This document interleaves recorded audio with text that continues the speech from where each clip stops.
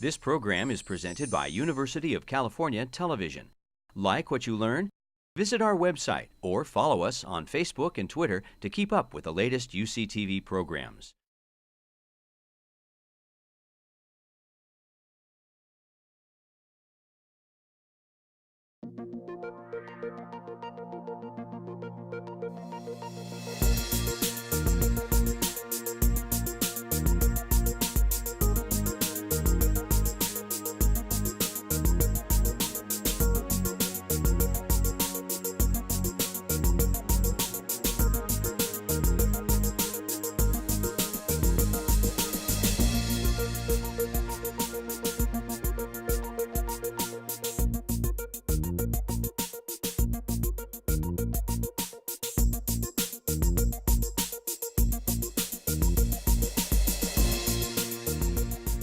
Good evening, everyone. Welcome again to our penultimate class in this semester's course in nutrition. A reminder that next week we'll be talking about vitamins and minerals and vitamin and mineral supplements, so please join us for that last class. Dr. Jeffrey Tice will be the professor joining us that evening. Tonight we have what I guess for some of you has been the lecture you've been waiting for since the beginning. Dr. Lustig gave a similar lecture in 2009. And little did we know at the time that it would have 3.5 million downloads since then, but it was in this room at a course very similar to this that I also chaired.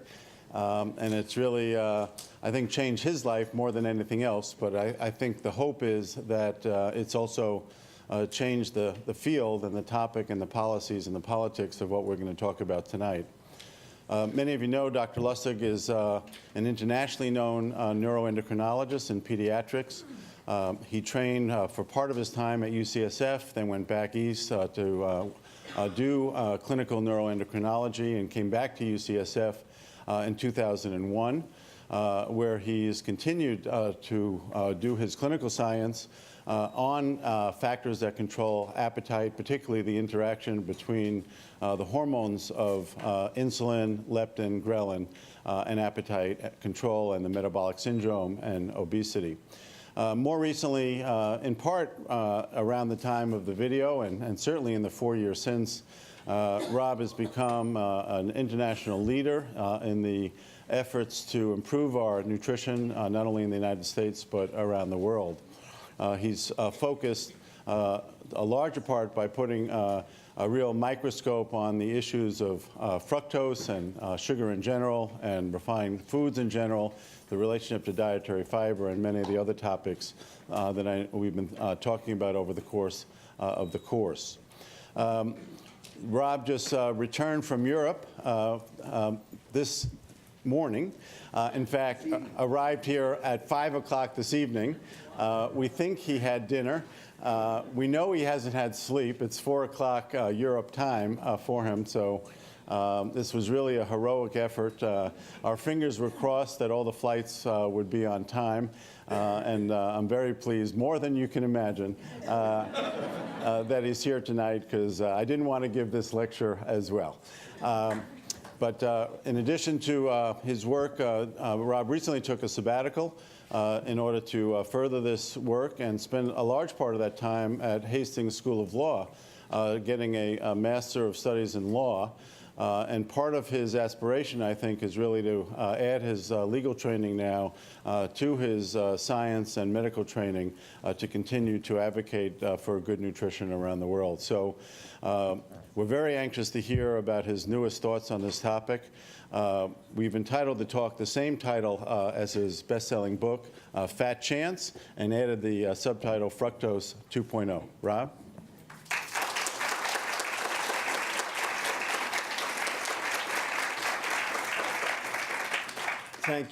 Thank you, Bobby, and thank all of you for coming. You know, to some extent, this is sort of like deja vu all over again. You know, having done this 4 years ago, and it really did change my life, and hopefully it changed a few people's lives in the audience and certainly around the world. I still get emails from that video today, you know, people who have seen it for the first time. That video, we're going to refer back to it to some extent tonight, because I am not going to redo the biochemistry. There's no point in doing it twice. What we're going to talk tonight about is primarily the physiology. So, in a sense, the two videos will end up being complementary on YouTube, and hopefully people who watch it will end up watching both. So keep that in mind. All right, well, a lot's happened in 4 years, and the data just keeps rolling in, and unfortunately for us, all the data is pretty awful. So you'll see why as we go, and I will try to delineate that as we go. So first of all, I have no disclosures. No food industry is putting me up to this. You can be sure of that. All right, so here's the past. This is 2001. 6 million kids are seriously overweight. Well, with all of the media attention, with all of the NIH money, with all of the clinical programs, and with Michelle Obama's vegetable gardens, we are now up to 20 million. Here's the present. Currently, there are 30% more obese people on the planet than undernourished people. And this has happened only within 15 years, because 15 years ago it was exactly the opposite. And it's occurring in countries that still have undernutrition. So how do you explain that, other than to say, that can't be behavior, that's got to be an exposure? This looks like any standard pandemic, influenza, typhoid, etc. This looks like a microbial phenomenon rather than a behavior phenomenon. We're going to go there. 366 million diabetics walking the earth. That's 5% of the world's population, and they are chewing through all the healthcare resources. This was just 3 months ago. Diabetes costs the U.S. $245 billion. Now, if we could recoup even a fraction of that, we wouldn't even need healthcare reform. In fact, it's been suggested that we wouldn't even need financial reform. Okay, 41% rise in 5 years. This is going up so fast, it makes your head spin. And here's the future if we do nothing. Experts predict 165 million Americans, 42%, will be obese by the year 2030. 100 million Americans, that'll be 33%, will have diabetes by 2050. But fear not, because it won't really matter, because Medicare will be broke by 2026. So, as the soup Nazi once said, no health care for you. Okay, well, the fact of the matter is, I'm going to be 69 in 2026, and I want my friggin' Medicare. And so should you all. The point is, we have to do something different. And you know the old adage, right? The definition of insanity is doing the same thing over and over again and expecting a different result. Well, I am here to tell you, for the last 30 years, we have done the same thing over and over and over again, and there has been no change in the result. So we have to rethink this. We have to reframe the argument, and that's what we're going to try to do tonight. And I'm going to do it right now. So here's the way people view this issue. This is a Venn diagram of all the adults in America. 30% obese over here and 70% normal weight over here. And everybody assumes that the problem is this group over here, because 80% of the obese population is sick in some fashion, with type 2 diabetes, lipid problems, hypertension, cardiovascular disease, cancer, dementia, non-alcoholic fatty liver disease, polycystic ovarian disease, et cetera, et cetera. So if you do the math on this, that's 80% of 30% of 240 million, that's 57 million sick, and it's those 57 million that are bankrupting the country. And so it's the obese person's fault only. And that's the way everyone views this. This is wrong. This is a mistake. This is a disaster, actually, because it's not correct. Here's the real story. In fact, 20% of the obese population is completely metabolically normal. They have normal insulin dynamics. They don't get sick. They will live a completely normal life, die at a completely normal age, cost the taxpayer nothing. They're just fat. Conversely, up to 40% of the normal weight population have the exact same metabolic dysfunction that the obese do. They're just normal weight. And so they don't even know they're sick until it's too late. Because Normal weight people get type 2 diabetes, they get hypertension, they get dyslipidemia, they get cardiovascular disease, they get cancer, they get dementia, et cetera, et cetera. And so when you do the math on that, that's another 67 million. So that's actually outclassing the obese. And so the total is 124 million. That's more than half of all of America. Now, you may remember HIV. Remember HIV? When did HIV become a public health crisis? No, not in the 80s. In 1991. 1991. 1979, patient zero, so we first learned about the diagnosis. Throughout the entire 80s, it was all about the gays and the addicts. And it was always, well, it's their problem, their personal responsibility, their behavior, their fault. And then something happened in 1991. Anybody know what it was? Magic Johnson. Magic Johnson got HIV. And all of a sudden, everybody went, holy mother, you know what? And everybody realized, you know what? Everyone's at risk. And all of a sudden, it became a public health crisis. So when does a personal responsibility issue become a public health crisis? And that's what we're going to talk about tonight, because this is a public health crisis. Here's the slide that demonstrates the phenomenon. So here are two equally weighted adult men. Which one's healthy and which one's sick? Anybody know? The one on the bottom is sick. Right, he's sick. Why? All that visceral fat, all that fat surrounding the organs. See, this guy over here, he's got big love handles. But, so what? In fact, this is perfectly healthy. It's no problem, because subcutaneous fat is actually kind of good for you. There are actually studies that show more subcutaneous fat, more longevity. Whereas this stuff, this is the bad stuff. This is the poison stuff over here. So the fact is, standing on a scale doesn't tell you where your fat is. What does? Well, your waist circumference is a good start. And then there are some lab tests you can do as well. The bottom line is, there are a lot of normal weight people who have this phenomenon called TOFI. Thin on the outside, fat on the inside. Okay? Probably some right here in the audience. And they get type 2 diabetes. They get dyslipidemia. They get hypertension, et cetera, et cetera. You get the picture? Everyone's at risk, because everyone's exposed. The question is, what is it you're exposed to? Because obesity is not the problem. It never was. They want you to think it's the problem, but it ain't the problem. Okay? What is the problem? Metabolic syndrome is the problem.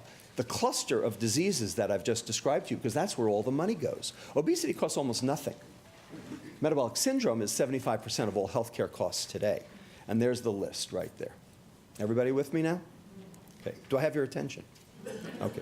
So how does this work? So this actually is a redundancy from the previous YouTube video, so I apologize for that. It has to do with how you view the question of obesity and what does it mean. So, of course, obesity obeys the first law of thermodynamics, and I don't argue that. The total energy inside a closed system remains constant. It's a law. Okay? If I didn't believe in the first law of thermodynamics, you'd have me ridden out on a rail. I would be the ultimate heretic and zealot, and I would be discredited. Of course I believe in the first law of thermodynamics. It's a law. The question is, as I've learned from my legal training, whose truth? Which interpretation? The Supreme Court always comes down 5-4 on everything, right? Right? True, okay? Because there are two interpretations. I mean, basically, that's what the Supreme Court's for, is interpreting the law. The law is the law, but the interpretation is something else. So here are the two interpretations. If you eat it, you better burn it, or you're going to store it. If that's true, then this is a matter of energy balance. Energy balance, and that's what everyone will tell you. And it's the result of two aberrant behaviors. Calories in, gluttony. Calories out, sloth. And that's what everybody assumes is if you're obese, well, you must eat too much or exercise too little or both, and therefore it's your fault. And that's what we believe. And to this day, we still don't have insurance for obesity, although just today, you know that the AMA finally said obesity is a disease. It's just funny because actually in 2004, HHS said obesity was a disease. It took the AMA 9 years to catch up with HHS. Figure that out. So it's based on this dogma. The dogma is that if you eat more than you burn, you'll gain weight. If you eat less than you burn, you'll lose weight, because all calories are the same. A calorie is a calorie. This is the biggest pile of you know what there is. This is absolutely not true. But if you believe it, then the corollaries of a calorie is a calorie are that this is free will. You get to choose what you put in your mouth. It's personal responsibility, because if you're obese, you chose to be. Gluttony and sloth, that's your problem, and diet and exercise will fix it. That's what everyone believes. From a calorie is a calorie. And who says that a calorie is a calorie? Well, the food industry says a calorie is a calorie, and that's because it serves them well. So this is the fiction.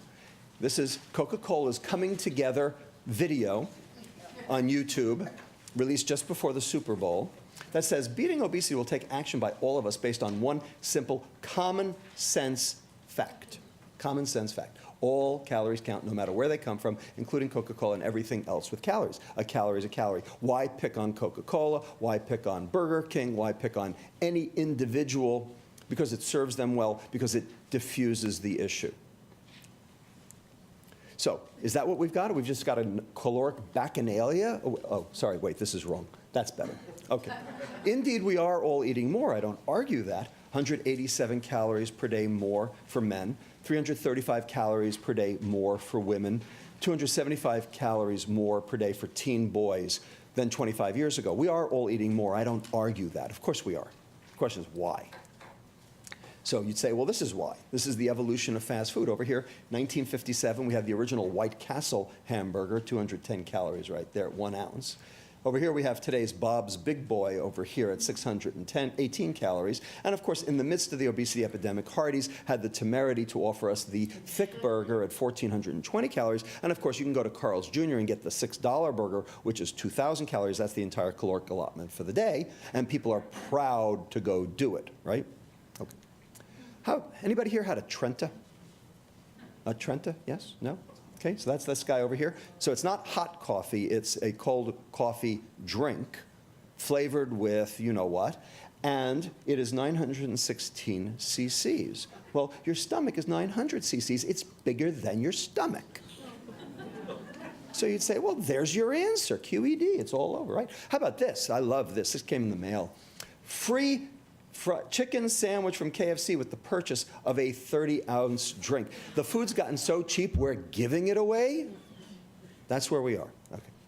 Or is it the opposite side of the equation? Is it an activity famine? So this is a study that was done looking at physical activity here on the y-axis against age, 9 years old to 19 years old, for white girls and black girls. And you can see that by the time they hit age 15, the black girls are just lying prostrate on the floor, because there's no physical activity whatsoever. So you say, well, there's your answer. That's why everyone's obese, because they're eating too much and they're exercising too little. Gluttony and sloth, diet and exercise, just like common sense tells you. Well, you know what? I don't believe in common sense. I believe in data, okay? And that's why we do research, because education consists mainly of what we have unlearned. In fact, if everything that we knew were true, there would be no reason for research, would there? I would never have to do any research because everything we knew was already right. In fact, everything we learned 10 years ago is already wrong, and everything we know today will be wrong 10 years from now, and that's why you do research. And the fact is, the research tells us something very different. So, is this behavior? Is it personal responsibility? What do you think? There are 6 reasons to doubt this. Number 1, no child chooses to be obese. The quality of life of an obese child is the same as a patient on cancer chemotherapy. Why would anyone choose this? In fact, children are ostracized. Second, does diet work? Now, everybody knows somebody who lost weight on a diet, and then, of course, they gained it all back, and that's what all the data shows. And the number of people who can actually maintain their weight loss for any length of time is vanishingly small. And if it weren't true, you wouldn't be sitting here listening to me, because you'd say, well, why do I have to listen to him? Does exercise work? So here are studies of exercise, and this is the identity line here, and you can see when compared with no treatment, exercise resulted in very small weight loss across the board. 1 BMI point. Vigorous exercise, 1.5 BMI points. Considering we are all 7 to 8 BMI points more than we should be, you know, that ain't going to cut it. Because exercise does not cause weight loss. Does not cause weight loss. What does exercise do? It causes muscle gain. And that's good. because muscle have mitochondria. Mitochondria burn energy. So you stay insulin sensitive because you have a place to put your energy instead of in your liver where it causes problems. So exercise is the single best thing you can do for yourself. But if you think it's going to show up on the scale, think again. So when you stand on the scale, what are you measuring? You're measuring 4 compartments at once. Bone, more is better. Muscle, more is better. Subcutaneous fat, more is better. I just showed you. And finally, visceral fat, more is worse. Now, the visceral fat usually encompasses about 4 to 6% of your total body weight. So when you stand on the scale, what are you measuring? You don't know. You can't possibly know. So we have all these doctors telling their patients, well, if you'd only exercise, you'd lose weight. And then, of course, they don't, because they've built muscle, which is good, but it doesn't show up on the scale. And then they get depressed because, oh, I was doing this to lose weight, and it didn't work, and so I might as well stop, because obviously it doesn't work for me. This is the single most egregious thing doctors do to their patients today. And as far as I'm concerned, that's almost malpractice, because the data say otherwise. Number 3, this isn't just about America. And it's not just about the UK, it's not just about Australia. Yes, we are the 3 fattest countries, and we spend the least amount of our GDP on food, that's true, but it's going on everywhere. Every country, every single country on the planet has shown an uptick in obesity. Some have shown an uptick in diabetes, and some have shown a downtick. But for obesity, everybody's gone up. Doesn't matter where you look, every country has shown an increase. Number 4, the poor are disproportionately affected. And they don't have access to choices. They can't even leave their house for fear of crime. How are they going to exercise? How are they going to let their kids out to go play in the yard when they might, face a stray bullet? They don't have supermarkets. They live in food deserts. So if you don't have a choice, how can you call it personal responsibility? This is one of the most egregious pejorative statements that there is. Number 5, the prevalence of obesity is going up in the group that you can least ascribe personal responsibility to, the toddler. The 2 to 5-year-old group is going up the fastest. You want to say that that's personal responsibility? Oh, so you say it's the personal responsibility of the parent, right? For letting them have the sugar pops and the, and the sodas and the fruit juices and everything. That's the parent's fault. Except for one thing. We even have an epidemic of obese 6-month-olds, and they don't diet and exercise. So any hypothesis you want to proffer, you have to explain this as well. And it's even worse than that, because we have obesity in newborns. Newborns. Okay? Birth weight's gone up by 200 grams all over the world over the last 25 years. And when you do DEXA scans to figure out what the body composition is, it's all fat. It's all fat. So these babies are laying down more fat before they're ever born, and fat cells want to get filled. That's why we have obese 6-month-olds, because everybody's laying down more fat. So the question is, how? Why? Why are they laying down more fat today? Well, it's clearly mother's diet. But do you want to blame the newborn for that problem? Is that their problem? Is that their fault? So you want to blame the pregnant mother. Well, then, it just goes backward like that. So you basically blame everybody, or blame nobody. I blame nobody. Actually, I do blame somebody, but you're going to get there at the end. So we're talking about behavior, right? Behavior. So this is the definition of behavior. This is all from the original video. A stereotyped motor response to a physiological stimulus. So let's take that apart. Stereotyped, same every time. So yes, eating is a behavior. Motor, muscles have to move. A thought is not a behavior. And finally, physiological, and that's where I come in. What's the physiology behind the obesity epidemic? Why do you eat too much and exercise too little? Because all behaviors have a biochemical basis. Now, sometimes we're smart enough to know what it is, and sometimes we're not smart enough to know what it is. I'll give you an example, schizophrenia. For 100 years, schizophrenia was a behavioral disorder. Now we know it's a defect in dopamine neurotransmission, and probably actually a defect in glucose transport across the brain. Okay? These are biochemical problems that ultimately manifest themselves as a behavioral disorder. This is no different. So what are the biochemical underpinnings behind gluttony and sloth? That's the question. And so that's what we're going to try to answer now. So in order to answer that, you actually have to know some science, and I'm going to make this very brief and very quick. We're going to talk about these 2 hormones right over here called leptin and insulin. So leptin is a hormone that comes from your fat cell, goes to your brain, and tells your brain you have enough energy on board to engage in normal, expensive metabolic processes. You can burn energy at a normal rate and feel good doing it.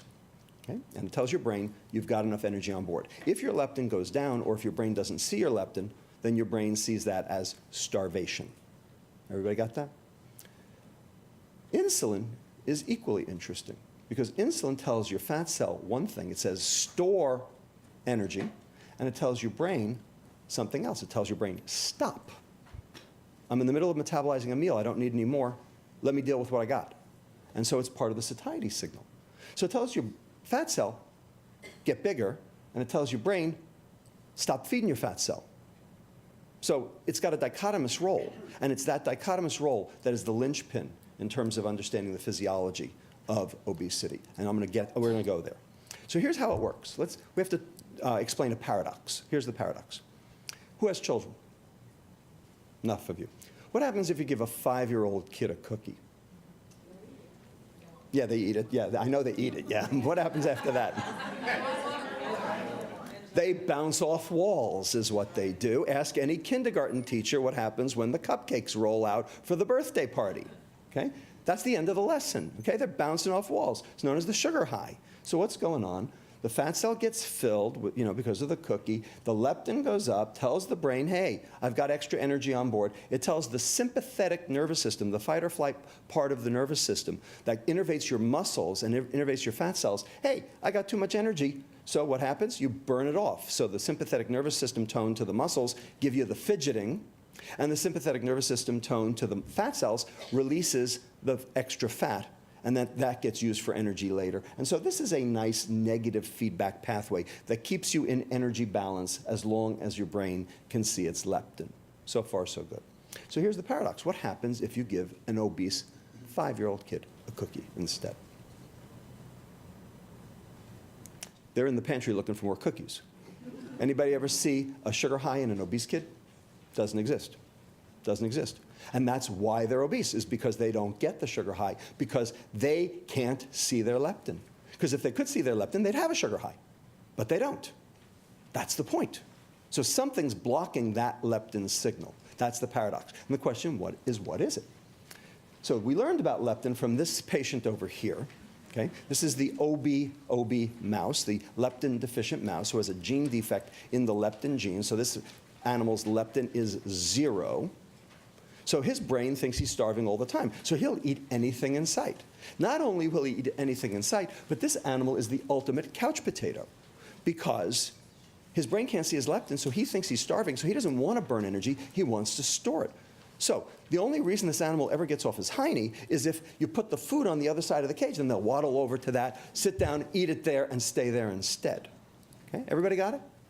Now, the reason? Because leptin tells the hypothalamus that you've got the energy to burn. So if the hypothalamus sees the leptin signal, then this diamond over here gets activated. Anorexigenesis, that is, I'm not hungry, I don't need any more, and I can burn energy effectively. And so it tells the sympathetic nervous system turn on to fidget and to release fat from the fat cell. And it tells the vagus nerve, the energy storage nerve, hey, I'm not hungry, appetite down, and stop releasing insulin. Everybody with me? Conversely, if the leptin doesn't reach the hypothalamus because there's a gene deletion or because there's something blocking it, then you get this diamond instead, which is orexigenesis. I'm hungry. I need more food because I'm starving, and because I'm starving, I'm going to try to conserve. And so that means your sympathetic nervous system tone goes down, which means you sit on a log, and your vagus nerve goes up to increase your appetite so that you'll generate more calories in order to put more into the fat cells to try to get more of a leptin signal. Everybody with me? And this is that same negative feedback pathway I showed you before. It's now schematized. Okay. And there are leptin deficient people, 14 at last count, 14. And they're all of consanguineous marriages, and they're all of Pakistani or Turkish ancestry. And when they're born, they're perfectly normal weight. And by age 6 months, they're already massively obese because their brain is constantly starving. It doesn't matter how much weight they gain, their brain can't see it because it ain't there, because they have a leptin gene defect. So here's a patient, 220 pounds by age 9. Okay? But you start giving them shots of leptin every day, and look what happens. They lose weight on a dime. And it's all fat mass that they're losing, too. Hormone replacement therapy, because now their brain can see leptin because we're giving it to them from a bottle instead of from their own fat cell. Hormone replacement therapy, that's what I do as an endocrinologist. That's my job. And here's an example. Here's the patient at 3.5 years of age, looking pretty awful. And here's after a shot of leptin every day for 4 years, indistinguishable from normal, because we fixed the problem. Great, right? For those 14 people. The problem is the rest of us are not leptin deficient. The rest of us are leptin resistant. We got boatloads of leptin, and the leptin correlates with how much body fat we have. But if our brain could see that leptin, we wouldn't be obese, because we'd burn it off in the sugar high, right? Everybody got it? So there's something blocking that signaling right there, that X. That's the holy grail of obesity, right there. What is blocking leptin from working? Because if your hypothalamus can't see it, then you're in this box over here, and you can see things just go in the wrong direction, and there's your gluttony, and there's your sloth. So this is all biochemical. So what role does insulin play in this leptin debacle? That's the question. Remember I told you, insulin tells your fat cell one thing, and your brain the exact opposite. It tells your fat cell store, and it tells your brain stop. That's the problem. So this is the patient that got me started in obesity research now 18 years ago when I worked at St. Jude Children's Research Hospital in Memphis. This was a 15-year-old boy who weighs 364 pounds in this photo. And at age 7, this kid was perfectly normal weight for height. And then he developed this brain tumor sitting in the middle of his energy balance pathway. And he required surgery, and he required radiation to kill this astrocytoma, tumor of the brain. And he started gaining weight at the rate of 30 pounds per year nonstop for 8 years until he was 364 pounds and I saw him. Okay, everybody with me? Now, this form of intractable obesity due to a brain lesion, now that area of the brain that controls this energy balance is dead. So you can have all the leptin in the world, but if those neurons are dead, your brain thinks you're starving because it can't transduce that signal. So this is called hypothalamic obesity, and this is how I got started in obesity research many, many years ago. Okay? So the question is, how does this happen? Well, here are two different hypotheses. This hypothesis says, well, you damage the hypothalamus and you get obesity because it releases a satiety center. So now you become hyperphagic, except the data actually doesn't support that. The data does not support that there's hyperphagia, that there's too much food intake. It actually supports that there's too little burning is what it shows. And that the obesity occurs, and then because of the obesity, you have to secrete more insulin to tend all that fat. And so that the insulin here is a result of the obesity. But there's this other hypothesis over here that says the damage to the hypothalamus, yes, it leads to obesity, but because it turns on that vagus nerve, because you can't see your leptin. And when you turn on the vagus nerve, that tells your pancreas to release more insulin, and that extra insulin drives energy into fat. Energy deposition, not energy balance, because of the high insulin, and the insulin is driving the obesity. So which is true? Well, if this is true, nothing I can do about it, because I can't fix a brain. If this is true, it gives me a place I could potentially intervene, right between the vagus nerve and the pancreas. And we have a drug that does that, and it's called octreotide, and it's an endocrine drug that I know how to use. And so we ask the question, if we take these kids who have this intractable obesity due to brain tumors, and we give them this drug to suppress their insulin, might it help? That was the question. So here's that same patient I showed you, 364 pounds, and here he is a year later at 326, first time he took a picture with his shirt off. So he did pretty well. Okay, I'm going to show you the pièce de résistance over here. This isn't even my patient. This is a beautiful 13-year-old girl from Hawaii, notice the flower, okay, who, like a month after this picture was taken, was in a very severe car accident on a Honolulu road. And she was in the intensive care unit for about a month, and she survived, but she stroked her hypothalamus. And so this is her a year later.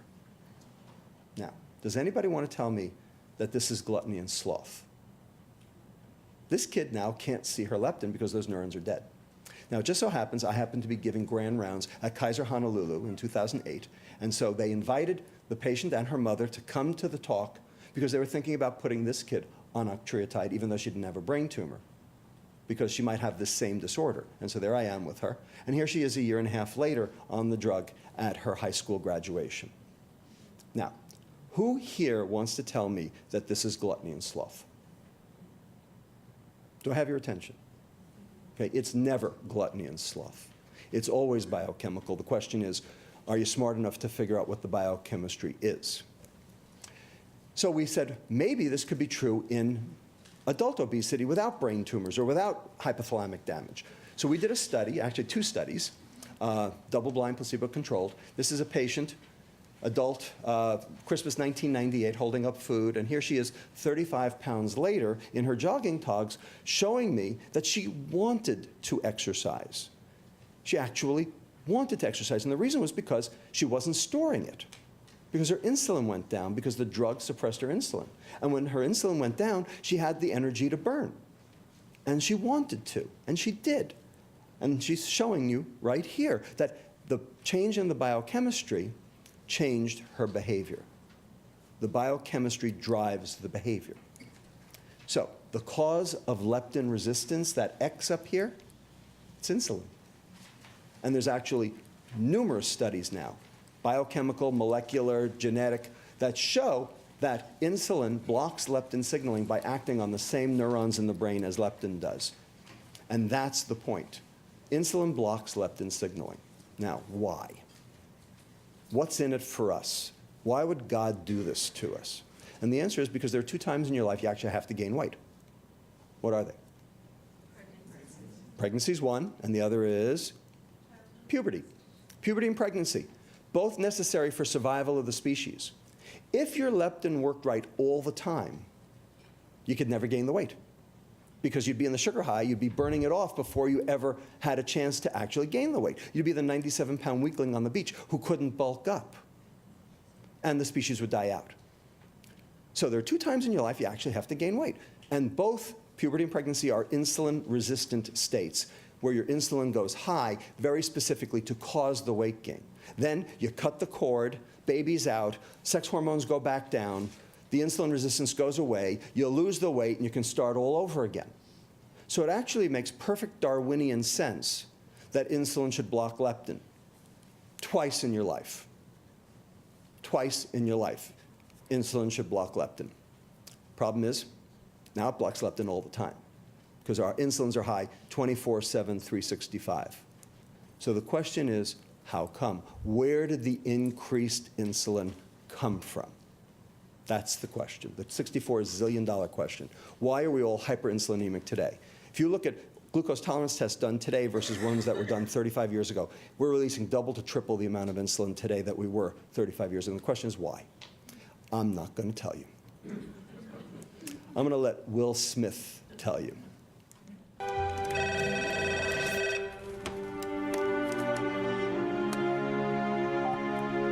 What? Guess I owe you some answers, Hoss. Oh, what, you feeling chatty all of a sudden? Sorry, I can't talk right now. I got some secret cases of my own I'm working on. I hate to tear you away from your video game. All right, I'm hanging up. You know the most destructive force in the universe? Sugar?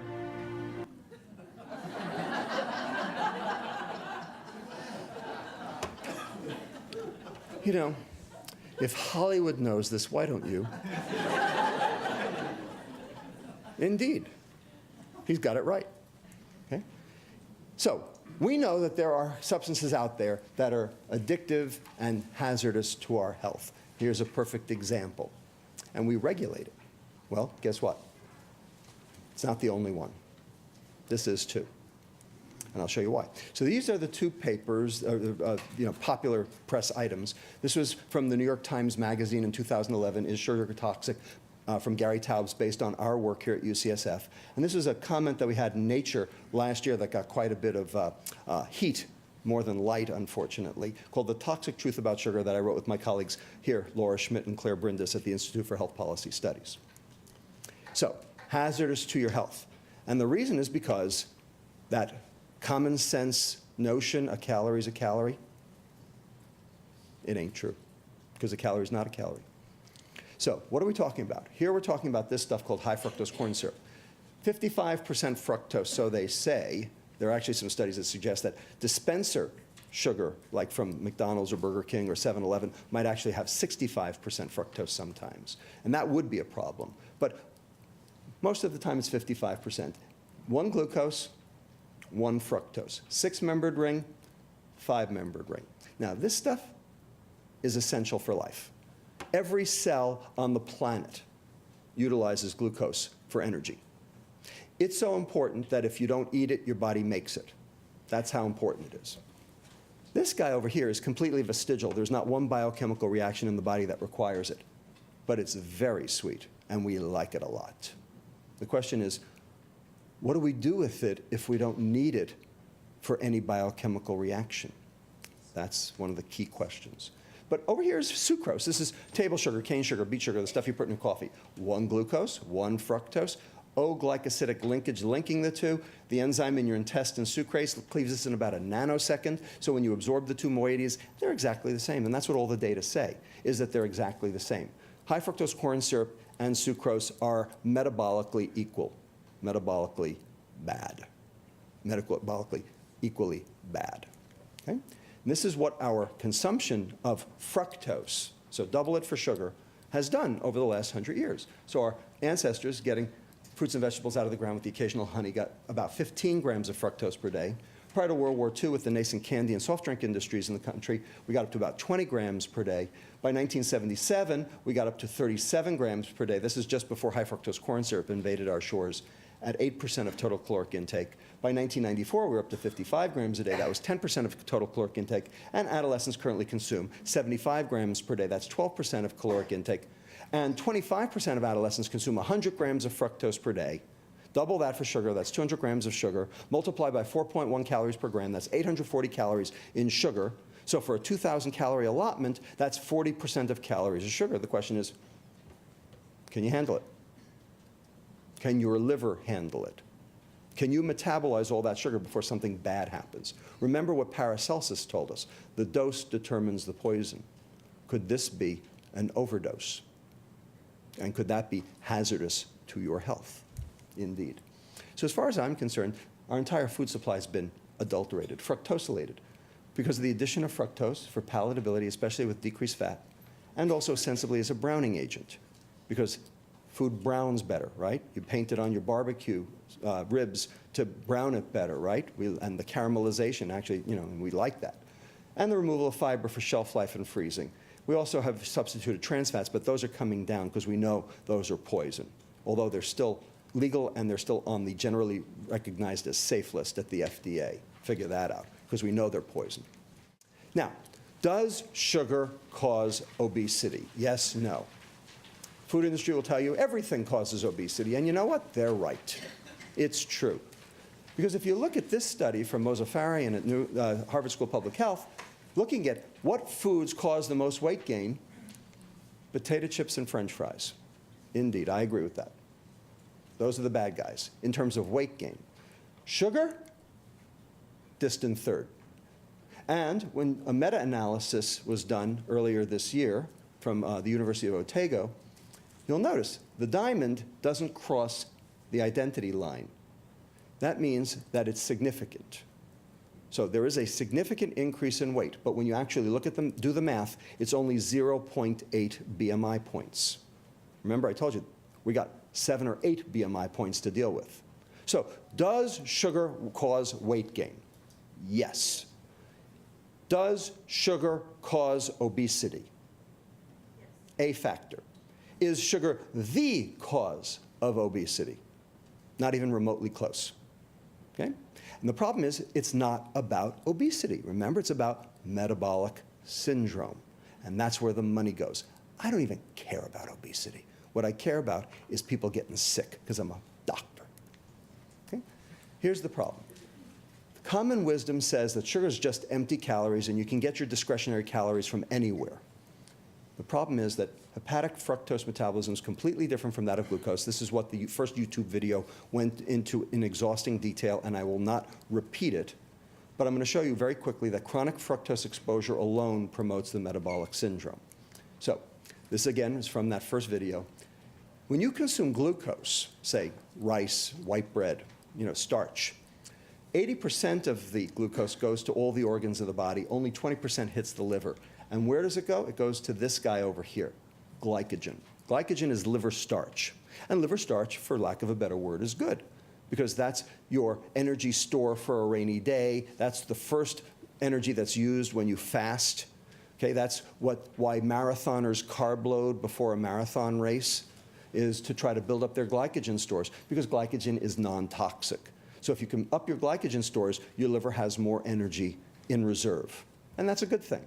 Now, a little of it will sneak down here and get metabolized by the mitochondria and throw off a little of this stuff called citrate, and that will then get turned into liver fat. This process here in orange is called de novo lipogenesis, new fat making. This is how your liver turns carbohydrate into fat, is through this process here. But you're not dealing with very much carbohydrate here, because it all went to glycogen, and most of it actually got metabolized elsewhere anyway. So your liver's protected. Everybody see that? Your liver's protected. So this, for lack of a better word, is normal. Now let's talk about something that's not normal. This guy, alcohol. That's not normal. Carbon, hydrogen, oxygen. But alcohol's a toxin, right? It's two toxins in one. You wrap your Lamborghini around a tree, right? Acute alcohol toxicity. And you fry your liver, chronic alcohol toxicity. We keep it out of the hands of children. Here's acute alcohol exposure. Here's acute sugar exposure. None. Why? Because the brain doesn't use fructose for energy. It does use alcohol, but it doesn't use fructose for energy, so you don't get any of those CNS symptoms because it doesn't get there. So let's consume the same number of calories of alcohol. Now, most of them go to the liver instead of going to the periphery. And what happens to it? You see glycogen anywhere?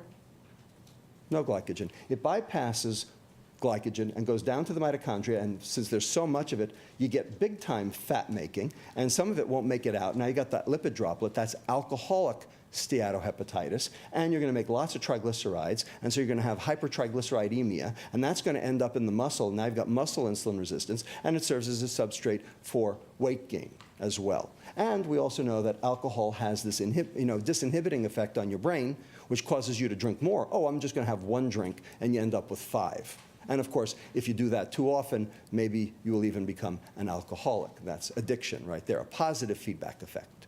So here's a problem, because this is toxic and abused.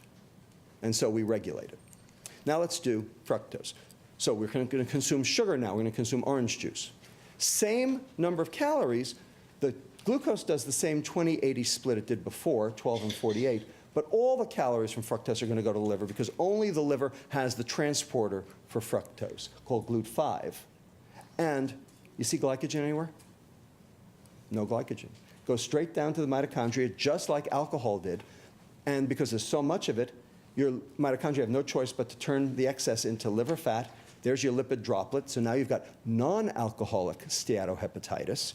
You've got high triglycerides, just like you did with alcohol. You get the muscle insulin resistance, substrate for obesity, and it tells your insulin receptor not to work. So now you've got liver insulin resistance, which makes your pancreas have to make more insulin in order to make the liver do its job. Now the high insulin goes to the brain, blocks leptin, and now you can't see your leptin. So what does it do? It makes you think you're starving.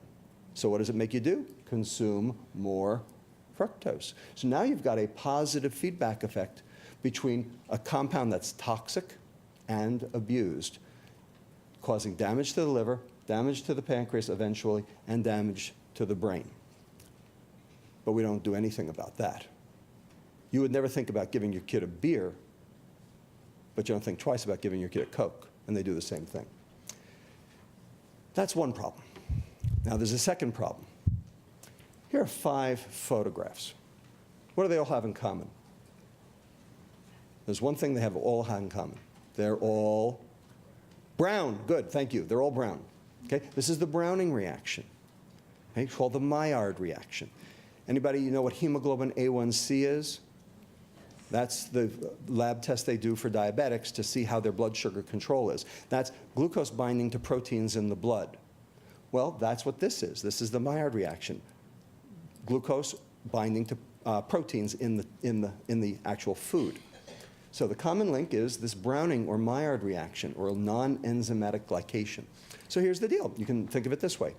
You can roast your meat at 375 degrees for an hour, or you can roast your meat at 98.6 degrees for 75 years. The answer is the same, okay? We all brown. It's part of aging. It's normal aging, and everyone does it. The question is, how fast do you do it? And if you don't believe me, here's just an example. Here's newborn rib cartilage, nice and white, and here's 88-year-old rib cartilage, nice and brown. And if you had orange juice this morning, you're browning faster. That's the deal. That's what we know, and we know it, and we know it's true. Because every time this reaction occurs, you release a hydrogen peroxide. And that hydrogen peroxide does damage inside the cell unless it's quenched by an antioxidant. And if you don't take enough antioxidants, you're going to do damage. And that's what non-alcoholic steatohepatitis is. So here's that reaction. Here's the aldehyde of glucose, and it binds to the amino group of lysine off the hemoglobin molecule, forms what's known as a Schiff base, which then decomposes and develops this amide linkage here. And bottom line is, it's non-enzymatic, and it happens all the time. The question is, how much? And this shows that it's very, very specific to fructose in terms of amount. So this is an animal model of non-alcoholic fatty liver disease called the methionine choline deficient rat, the MCD rat. Not the McDonald's rat, but it might as well be, because what happens is when you give the animal sugar or starch with normal amounts of methionine and choline, no problem, the liver can handle it. But if you're deficient, which happens when you have a bad diet, then only sugar causes the problem. Starch doesn't. And you can see here in a non-alcoholic fatty liver disease clinic at Duke University, this is Dr. Manal Abdel-Malek's work, showing that the grade of steatosis or fatty liver is dependent on how much fructose consumption, whether it's daily or not. And the stage of fibrosis, same thing. Okay, so two problems: fatty liver and cell aging. So far, so good? All right, so now we're going to get into the weeds. So here are the 10 most obese states in the nation. Anybody surprised? Anybody from any of them? I used to live in Memphis. You know what I'm talking about, right? North Carolina. You know what I'm talking about, right? I'm telling you, it's those ribs. Yeah, I know. All right, 10 most obese states. Here are the 10 laziest states in the nation. What's going on over there in Nevada? I guess you can only burn so much energy going like this. Here are the 10 most unhappy states in the nation. Here's the adult diabetes rate. Here's the adult heart disease rate. And finally, here's soda per capita consumption. Now, what do you see? Pretty significant overlap, wouldn't you say? Yeah?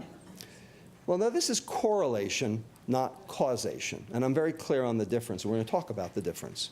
Okay? So the question is, which direction does it go? Is it that soda causes heart disease and diabetes, or is it that people with heart disease and diabetes like to drink soda? You can't tell. Because it's one snapshot in time, you can't tell which way the data went. True. Here's what's happening worldwide. So this is global consumption of sugar and sugar crops. Here we are at 629 calories availability here in blue. And here's the rest of the world. Now, the American Heart Association says 150 to 200 calories in added sugar per day, right here, this color, blue. How many countries are above that? How about all of them? In fact, that's why diabetes is skyrocketing everywhere. So here's world sugar consumption tripling over the past 50 years. Per capita consumption, notice Brazil. Brazil used to be a poor country. They were always a sugar exporter, but they couldn't afford their own sugar. But now they can because they're a brick country, right? They sell Embraer jets and biodiesel and, and World Cup, and all that stuff. And the fact is that Brazil now has the highest increase in rate of prevalence of type 2 diabetes in the world. Doesn't have the highest prevalence. That's reserved for Saudi Arabia, Kuwait, United Arab Emirates, Qatar, and Malaysia. Why them? Why do they have the highest diabetes rates in the world? No alcohol. No alcohol. But they got soft drinks like they're going out of style. Why? Because it's hot, and the water supply is a question mark, and no alcohol. This is their reward. Now, the difference is alcohol, for lack of a better word, is self-limiting because you end up under the table. But soft drinks, you can drink them all day, right? And they do. And that's why they have diabetes. Now, how do I know that the sugar caused the diabetes? Because correlation is not causation, but we have causation too. And this is our work, just came out 3 months ago, very proud of it. Sanjay Basu, one of my colleagues at Stanford Prevention Institute, and I took 4 databases and melded them together. We took the Food and Agriculture Organization, or FAO, statistics database from the World Health Organization, which for the whole decade, 2000 to 2010, which has food supply as total calories, fruits excluding wine, oils, roots, tubers, pulses, nuts, and vegetables, meat, cereals, and sugar, sugar crops, and sweeteners as separate items. We then linked that to the International Diabetes Federation statistics database for diabetes prevalence worldwide for the decade. And then we linked that to the World Bank Gross National Income database to control for GDP, urbanization, and aging. And then we linked that to a physical activity database to control for physical inactivity. And we asked the question, what about the world's diet predicts diabetes prevalence change over time worldwide? That was our question. Everybody with me? Okay. So here's what we did. 204 countries. We had complete data for 154. The 50 that we did not use were no different from the 154 by a very fancy set of statistics. And we did a lot of statistics. This is called an econometric analysis. Now, a standard percent versus percent would be called an ecological analysis. This is not an ecological analysis. This is an econometric analysis. This actually won 2 economists Nobel Prizes for being able to predict stock market crashes, okay, based on what's happening before to predict what happens after, okay? Because there's causational inference in this. Generalized estimating equations with a conservative fixed effects approach called the Hausman test, a hazard model to control for selection bias called the Heckman test. This is the important one. Since we had the whole decade, we didn't have a snapshot. We had the movie. And you can learn a whole lot more from a movie than you can from a snapshot, can't you? That's called the Granger causality test, because we can determine what came first. Because you can't infer causation if something didn't come first, right? Proximate cause. You need proximate cause. And period effects to control for secular trends. So we did all this really, really neat statistical analysis, and Sanjay Basu is an absolute genius. And what we did was we controlled for GDP, obesity, urbanization, aging, and physical activity. So the question was, is it the obesity, or is it something specific in the food supply? That was the question. So during the decade, diabetes prevalence rose from 5.5 to 7% worldwide. Not good. And here's the effects model. Sugar, sugar plus controls, plus period. Bottom line, remember that diamond? It can't cross the identity line? Well, it doesn't. It's very significant.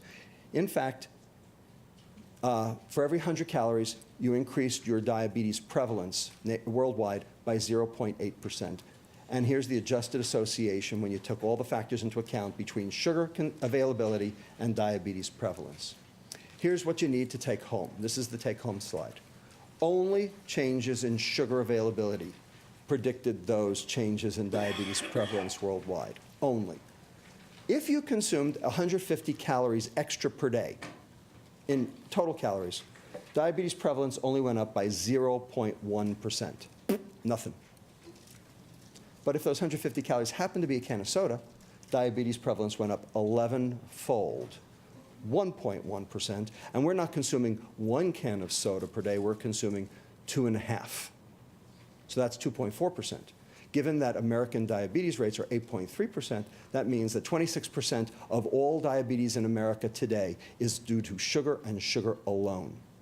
Not due to obesity, not due to total calories, sugar and sugar alone. You want to do something, you want something actionable, you want something that's going to change how much money we spend so we can salvage Medicare? Here it is. And of course, our government is doing absolutely nothing. Okay? Our data show that 25% of diabetes worldwide is explained by sugar. And more importantly, this is causation.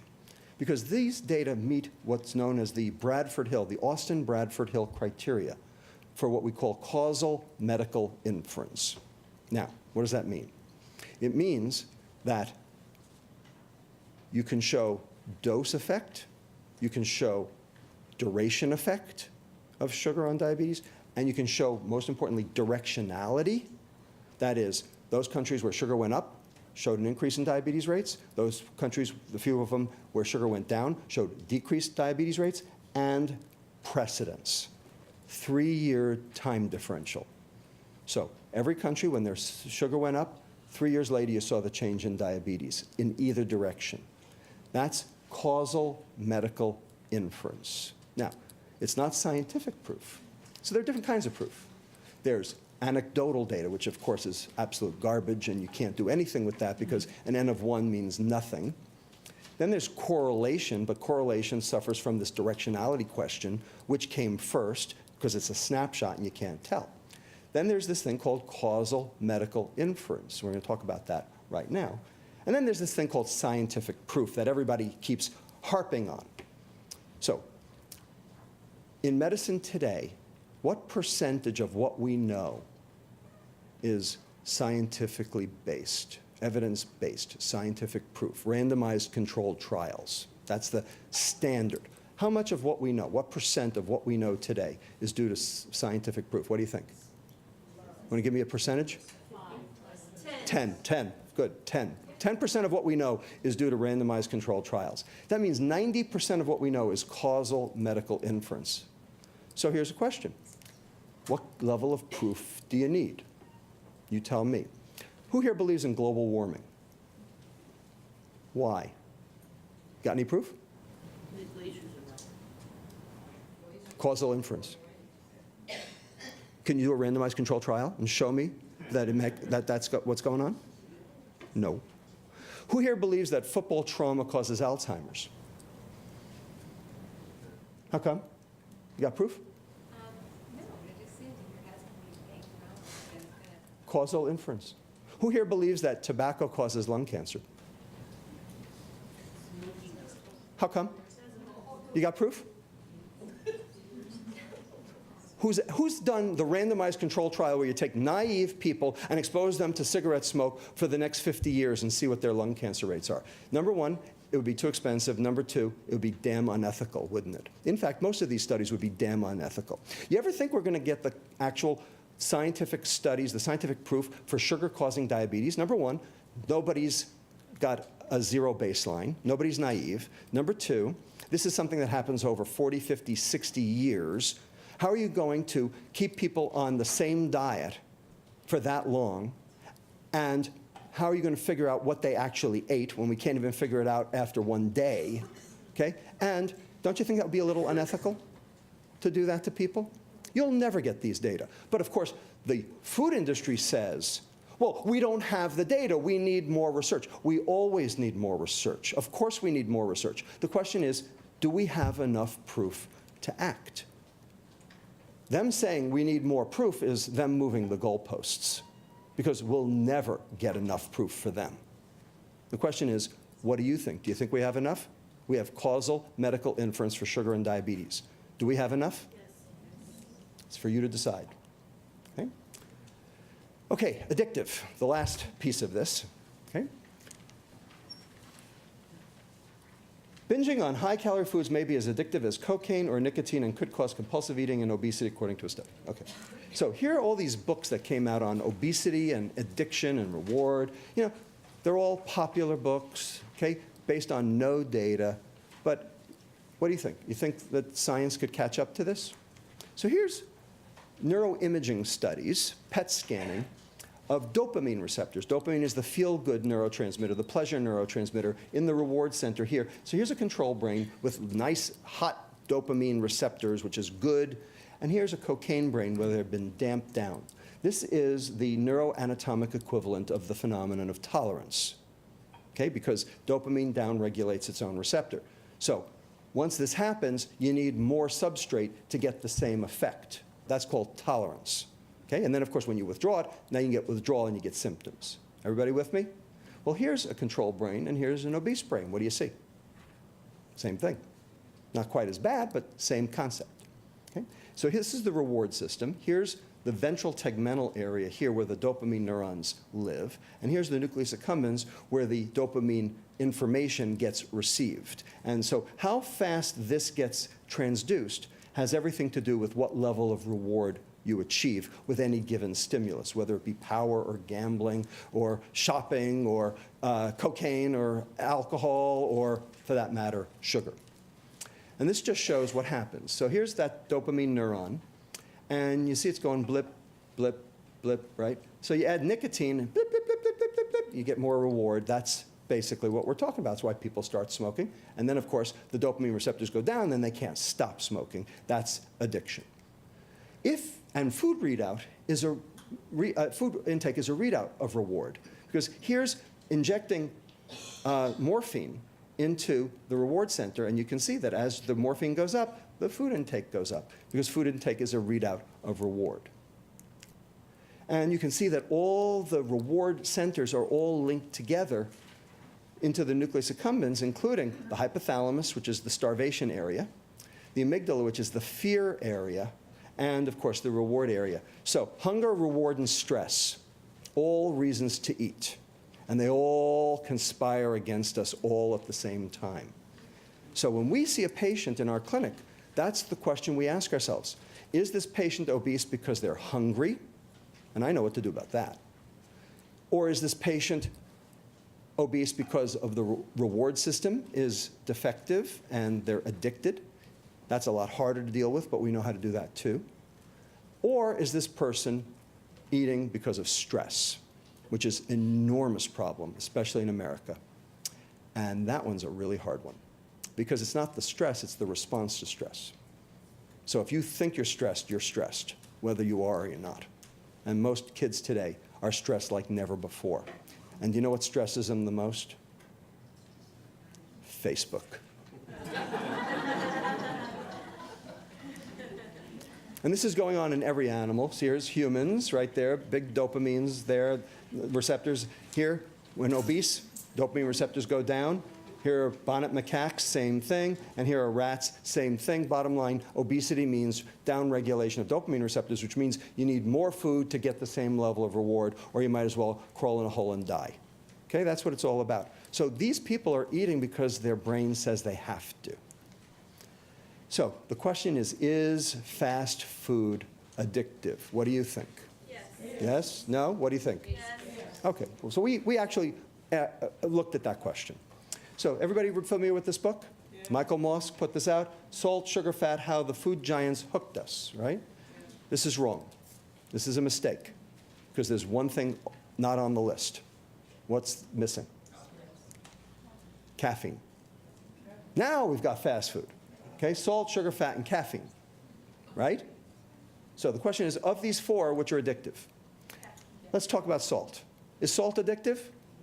Nope, it's not addictive. In humans, the threshold is physiologically fixed. Higher levels are attributable to preference, but you can alter that preference. Lots of people do, especially when they have to go low salt for some reason.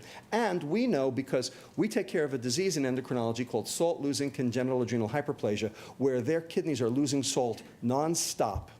But when we give them the salt-retaining hormone that works in the kidney called aldosterone, their salt intake goes way down. And if they were addicted, that wouldn't happen. So when we fix their physiology, their preference gets a lot better. So salt, not addictive. Now let's take fat. Is fat addictive? What do you think? No. Nope. Rodents binge but show no signs of dependence. And in humans, they always binge on high-fat, high-carb, or high-sugar items, like pizza and ice cream. You don't binge on high-fat per se. Otherwise, the Atkins diet would have everybody addicted, and they'll tell you, they're losing weight. How could they lose weight if they were all addicted? Energy density actually has a stronger association with obesity and metabolic syndrome than fat does. So, fat, not addictive. So we're left with these two. Caffeine, oh man, caffeine's addictive. And if you take my Starbucks away from me, I will kill you. Okay? Model drug of dependence, gateway drug, in fact. Dependence shown in children, adolescents, adults. 30% who consume it meet the DSM criteria for dependence. And physiologic addiction is well established with the headache and the task performance and everything else. Mega addictive, okay? But do you see anybody going out and regulating Starbucks or Pete's or anything like that? Why? Because it's not toxic. It's addictive, but not toxic. Unless you mix it with alcohol, and then you got something called Four Loko, and that we're banning. Everybody got it? So when it's toxic and addictive, we ban it or we regulate it. And so caffeine, alcohol together, that's a bad deal. But caffeine alone, keep your hands off my Starbucks. Okay. So caffeine, yes, addictive. Okay, so that leaves this one. Sugar. Is sugar addictive? What do you think? You know, we've known this for a long time. Because, anybody know what this is? It's called Sweeties. Sweeties. This is a super concentrated sucrose, sugar solution, that you dip the pacifier in, and you put in the newborn baby boy's mouth before you do the circumcision. Because it releases opioids and it deadens the pain. And this has been known forever. Okay, then you mix it with a little wine, and then you got a real good cocktail. Okay? Right? So is there really such a thing as sugar addiction? Well, we have to look for similarities to other drugs of dependence, like nicotine, morphine, amphetamine, cocaine. The one I think is most appropriate is alcohol, because after all, alcohol and sugar are basically metabolized the same way, because after all, where do you get alcohol from? Fermentation of sugar. It's called wine. Right? We do it every day up in Napa, Sonoma. The big difference between alcohol and sugar is that for alcohol, the yeast does the first step of metabolism called glycolysis. For sugar, we do our own first step. But after that, when the mitochondria see it, it doesn't matter where it came from. And that's the point. And that's why they both cause the same diseases. And they do the same thing to the brain. So for the criteria for addiction in animals are binging, withdrawal, craving, and then this one down here called cross-sensitization with other drugs of abuse. That means that if you expose an animal to one drug of abuse, like cocaine, for 3 weeks and addict them, and then you expose them to a second drug they've never seen before, like, say, amphetamine, they're addicted to the amphetamine even though they've never seen it before, because the dopamine receptors are already downregulated because they're the same dopamine receptors. Everybody got it? Okay? And so, does sugar do this? Absolutely. QED, slam dunk, sugar's addictive in animals. What about humans? Who saw this movie? Right? Did you like it? Yep. More or less? I have a big problem with this movie. Because if you watch the movie, his doctor, Morgan's doctor, keeps saying, you got to get off this high-fat diet, high-fat diet, high-fat diet, high-fat diet, high-fat diet. Not the high-fat diet. It's the high-sugar diet. High-sugar diet. That's what caused all the problems. So, can sugar be addictive? Watch. I was feeling bad in the car. Feeling like... Sorry. Really. I was feeling really, really sick and unhappy. Started eating. Feel great. Feel really good now. I feel so good, it's crazy. Isn't that right, baby? Yeah, you're crazy, all right. This was on day 18, okay, of his 30-day sojourn through McDonald's. He just described withdrawal. That's withdrawal. And he needed another hit in order to feel good again. He just described withdrawal. He was a vegan, right? Because his girlfriend was a vegan chef. And in 18 days, he's a sugar addict. So, you tell me. So this is what we're dealing with. We are dealing with an industry that wants us to consume its product. Well, gee, every industry wants us to consume their product in some fashion or another. The question is, what if it hurts you? What if it hurts you? So here, this is an example. This is the Federal Trade Commission versus Sugar Information back in 1972. This was an arm of the Sugar Research Association. The fat time of day, you're really hungry and ready to eat 2 of everything. Here's how sugar can help. Any data? They're allowed to do it. They can advertise any way they want. Okay? They're allowed. Okay? How about this one? The birth of the Uncola. Why we have the youngest customers in the business from 7-Up. You okay with that? But this is what, this was going on. How about this one? This was in Publix, supermarket chain in Florida, just a year ago. Drinks are on us. Publix is rewarding top grades with free apple juice and soda. Students, we salute your thirst for knowledge. Well, the American Heart Association gets it. And I am a proud member of the American Heart Association because they get it. The fat hypothesis has been debunked, and they have taken it back 2010, American Journal of Clinical Nutrition, Krause et al. Okay? But this is dietary sugar intake and cardiovascular health. I was a co-author of this and very proud to have been so. And we recommend a reduction in sugar consumption from 22 teaspoons of added sugar per day down to either 9 for males or 6 for females. That's a reduction by 2/3 to 3/4. How are we going to do that? How are we going to ever accomplish that? Especially since we don't even know we're consuming it.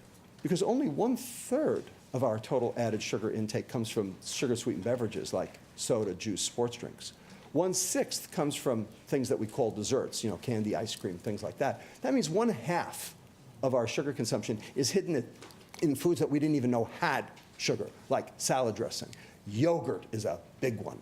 Anybody here think yogurt is healthy? I got a bridge to sell you. Plain yogurt, sure. You want to take some whole fruit and mix it in with plain yogurt like they do in Europe? No problem. Off you go, okay? But processed yogurt, the stuff they're selling on the shelves in the supermarket, take a look. Just take a look at the amount of sugar. Now, it's total sugar, so some of it's lactose, which is milk sugar. The question is, how much of it is lactose and how much of it is added sugar? You can't know. You're not allowed to know, because the food industry won't let you know. Because in 1989, the food industry lobbied the Food and Drug Administration when they were coming out with the Nutrition Labeling and Education Act of 1990, and they said, if we told our consumers, our customers, how much added sugar we put in each of our processed foods, our competitors could duplicate our recipes. This is proprietary information, and you're not allowed to know it. And you know what the FDA said? Oh, okay. Sure. Okay? This just shows. Okay?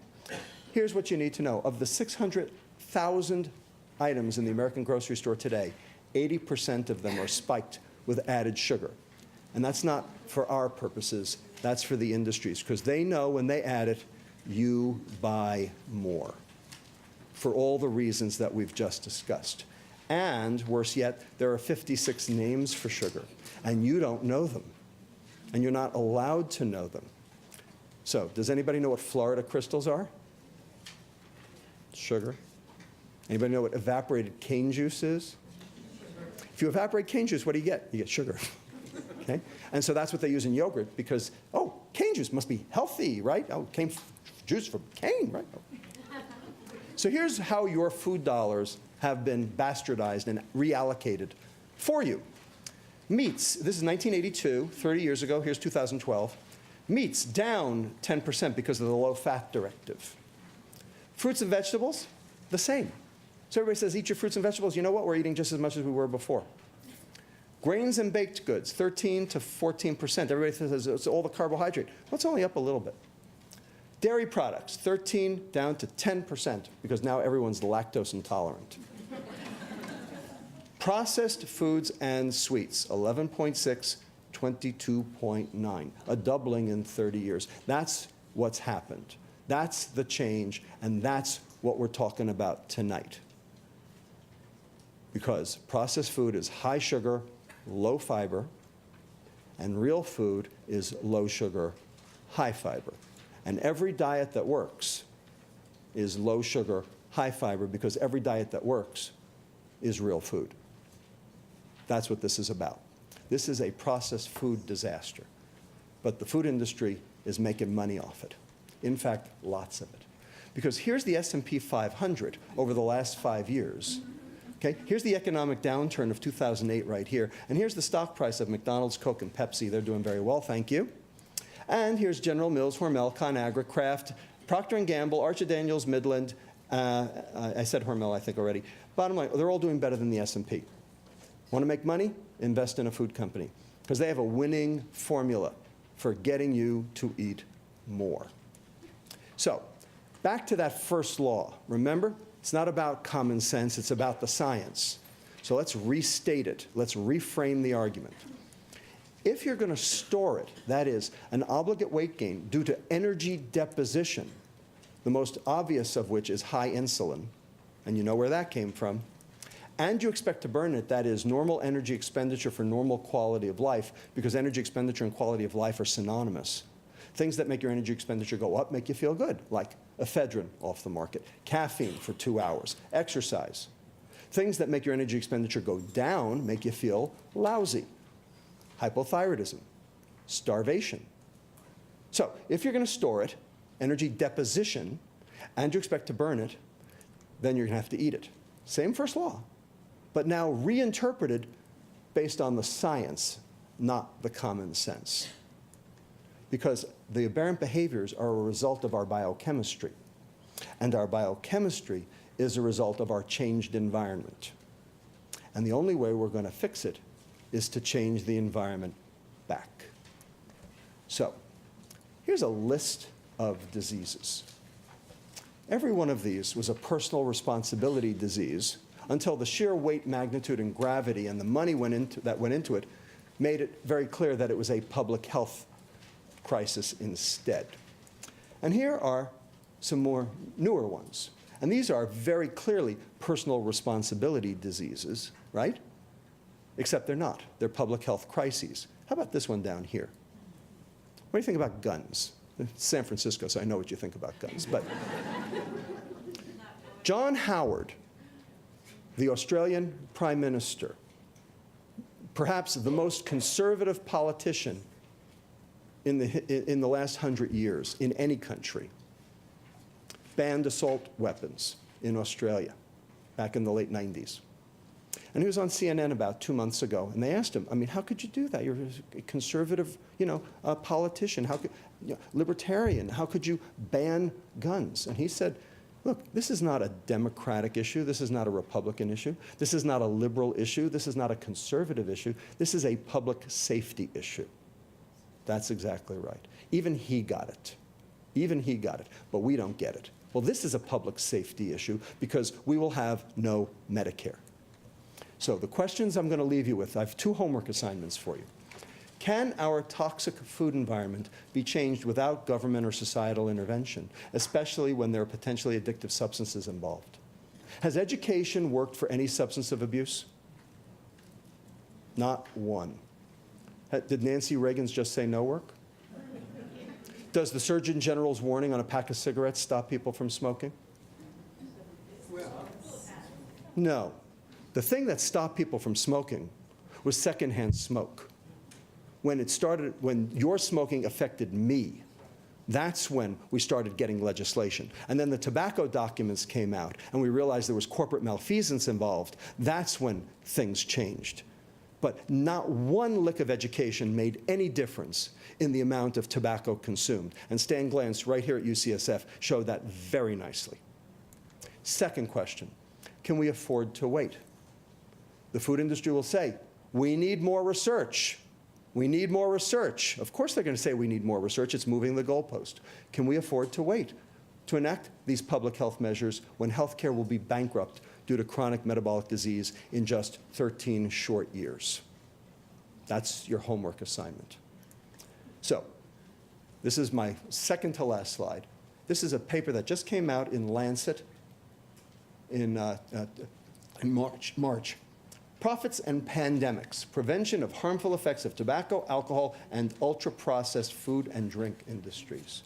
And what it says is that what we used to practice was called the old medicine, and we focused on infections as the problem and microbes as the vectors. And now the new medicine is all about chronic disease, and the vector has changed. It is now multinational corporations instead. That's who we're battling. So for further reading, I refer you to a whole bunch of academic articles, and more academic articles, and more academic articles, and more academic articles, and more academic articles, and finally, non-academic, if you choose to pick it up, Fat Chance, which was written for the public, but really, to be honest with you, I wrote it for doctors. My publisher says, you cannot write a book for doctors, we won't publish it. I said, okay, fine, I'll write it for the public. But I really wrote it for doctors because the whole medical profession has to change. And the problem is, they bought the bill of goods that the food industry was selling, and we got to fix it, because a calorie is not a calorie. It never was and never will be. So, lastly, we have started a nonprofit very specifically to provide medical, nutritional, and legal analysis and consultation to promote personal and public health against big food, called the Institute for Responsible Nutrition. There's our website, and contact me if you would like any more information. So I want to thank my collaborators here at UCSF, the Weight Assessment for Teen and Child Health Clinic, where we do the actual on-the-ground, boots on the ground changes in people's lives to actually make kids better. Stanford Prevention Institute, my colleague Sanjay Basu, who is an absolute genius. Touro University, my colleague Jean-Marc Schwartz, who's a card-carrying fructose biochemist and vetted all the biochemistry on this. Kathy Mulligan at UCSF Clinical Translational Sciences Institute, who is my right hand. Berkeley Department of Nutritional Sciences, and also my colleagues Claire Brindis and Laura Schmidt at the Institute for Health Policy Studies here at UCSF as well.